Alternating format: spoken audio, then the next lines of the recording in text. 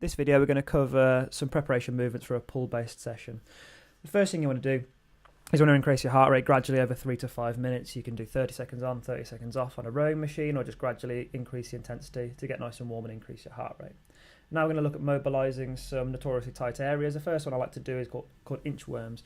You're going to walk yourselves out past the tall plank position and then inchworm your feet towards your hands, keep your legs as straight as possible, and then repeat this process 3 to 5 times. Now we're looking into stretching off the lats and getting some mobility through a notoriously tight area, doing puppy dog.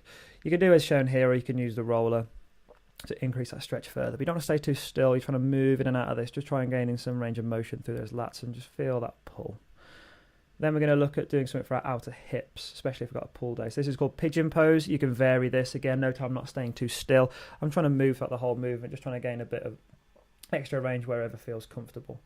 Now we've done that, we're going to look at activating. So good morning, so a good way to activate, especially with a nice light band. You're going to practice that hip hinge movement. All we're going to do, 20 to 25 reps, just perfecting that hinge movement. And you can move on to some glute stuff.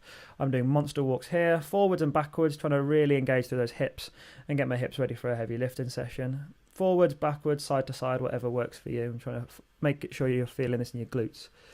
And then carrying on with the glute theme, one of my favourites to do before any heavy lifting are glute bridges. Now you can vary this up. You can use bands, you can do hip thrusts, you can use a barbell, you can do single leg, you can do frog pumps, as will be demonstrated in a second.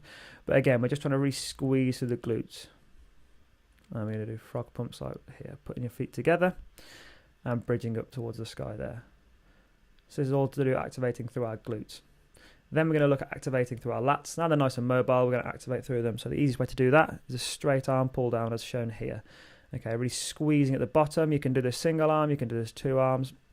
Again, have a play with it and see what works for you. The last thing we want to do is some trunk activation with my favourite dead bug variation with the band. This will engage through your lats.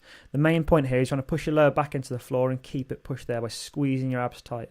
If it's too easy, you can do it on a big breath out and then hold at the bottom. But now you're ready for a big lifting session ahead.